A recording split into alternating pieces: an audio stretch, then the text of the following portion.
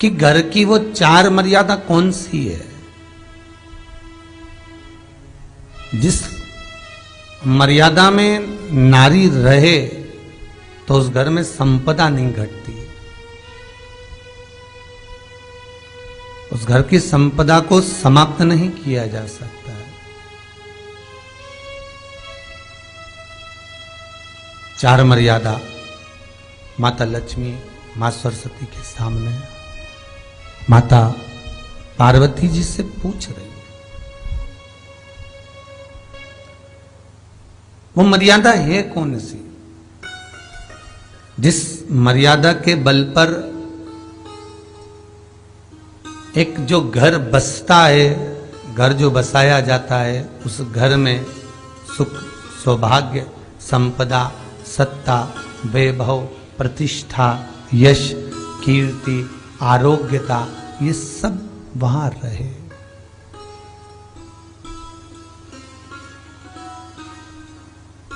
पहला, मां पार्वती ने माता लक्ष्मी को कहा, अतिथि देवो भव।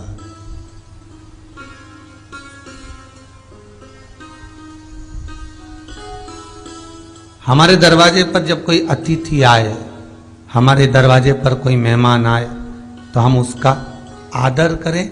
परिवार के लोग जो आदर कर रहे हैं वो अपनी जगह पर है, भाई आदर कर रहा है वो अपनी जगह पर है, जेठ आदर कर रहा है वो अपनी जगह पर है, देवर मान सम्मान दे रहा है वो अपनी जगह पर है। पर सबसे पहला सम्मान घर की स्त्री को अतिथि का करना चाहिए।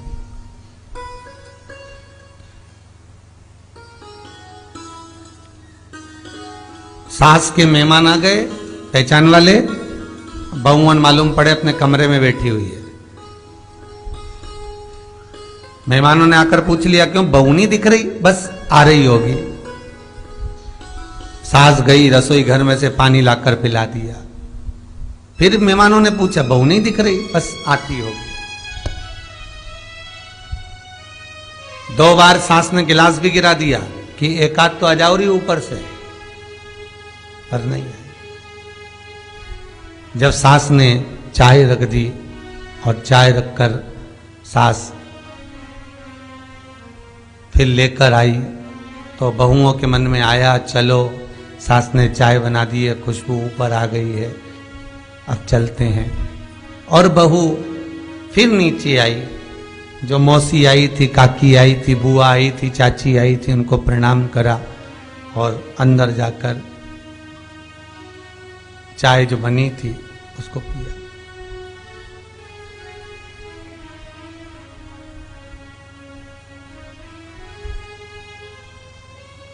एक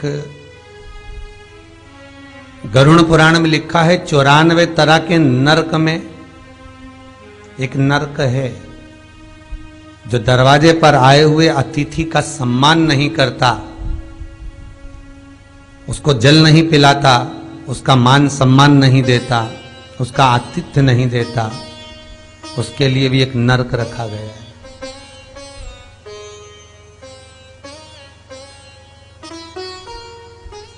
हजारों नरकों में एक नरक वो भी है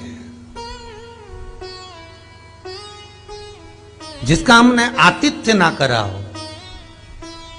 मेरा बहुओं से निवेदन है, सास के रिश्तेदार आए तो आप उनका भी आदर करिए, और आपके रिश्तेदार आए तो आप उनका भी आदर करिए। जेठानी के रिश्तेदार आए तो आप उनका भी आदर करिए, और देवरानी के रिश्तेदार आए तो आप उनका भी आदर करिए। आप किसी न किसी रूप में जो अतिथि आया है वो न जेठ का है, न देवर का है, न वो सास का है, अतिथि घर का है।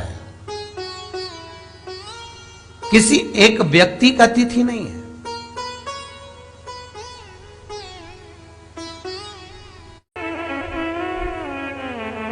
बड़ी बहू सोचे कि मैं घर की बड़ी, बड़े परिवार की, मेरे पास में बहुत धन दौलत, मैं काहे को गिनूं किसी मेहमान को। छोटी बहू सोचे मैं काहे को गिनूं, मंजिली सोचे मैं काहे को गिनूं, संजिली सोचे मैं काहे को गिनूं।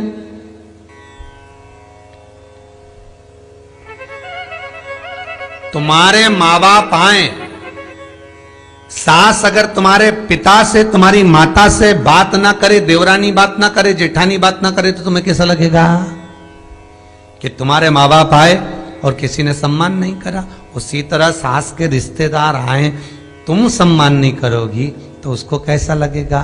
फिर तुम्हारे घर के आए वो सम्मान ना करे तो तुम्हें कैसा लगेगा। आतिथ्य, घर में कोई भी आए वो सबके लिए।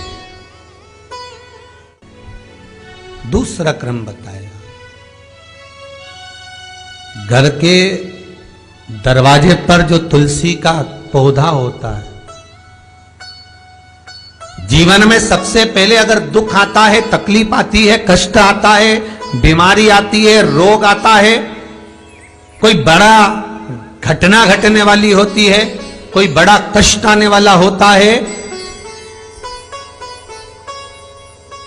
तो लक्ष्मी जी से माता पार्वती कह रही है, घर में जो तुलसी का पौधा होता है सबसे पहले घात उसी पर होती है। तुलसी का पौधा सूख जाता है, समाप्त हो जाता है,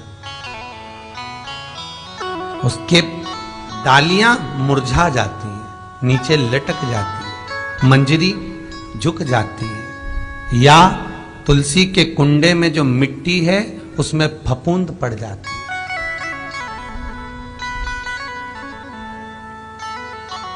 कितना सुंदर बात कही है महाराज।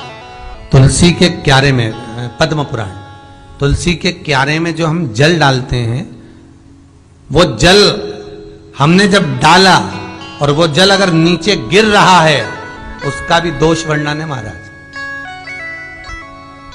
उसका भी दोष हमारे शास्त्रों में वर्णित किया गया।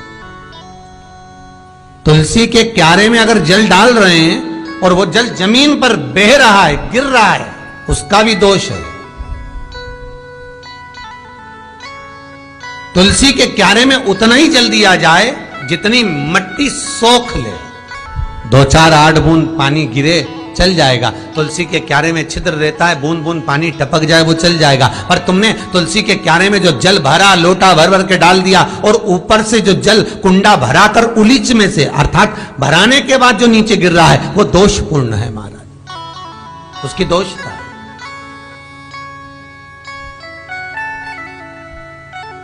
वो दोष देने वाला। तो लक्ष्मी से माता पार्वती जी कह रही हैं कि दूसरा क्रम है घर में वैभव, लक्ष्मी, संपदा, प्रतिष्ठा, यश, आरोग्य को पाने के लिए तुलसी के क्यारे की आराधना, तुलसी के कुंड को नमन करना कर सकते। तीसरा क्रम कहा, घर में चाहे नल लगा हो, चाहे आरओ का प्लांट लगाओ, पानी का, घर में छोटा छोटा आरओ प्लांट लगा लेता है, फिर भी घर के अंदर रसोई घर में एक छोटा सा मटका, मटका नहीं तो हंडा, हंडा नहीं तो बाल्टी, बाल्टी नहीं तो कलसा, पानी का भरा हुआ, जो नारी रखती है दूसरे दिन उस पानी को बाहर ढोल कर फिर वापस धोकर भर लेती है। मटका रोज धुलता है, हंडा रोज धुलता है, प्रतिदिन का। जितना जल उस पात्र में रहता है, भरता है, ऐसे ही घर में संपदा बढ़ती। 3 क्रम बता।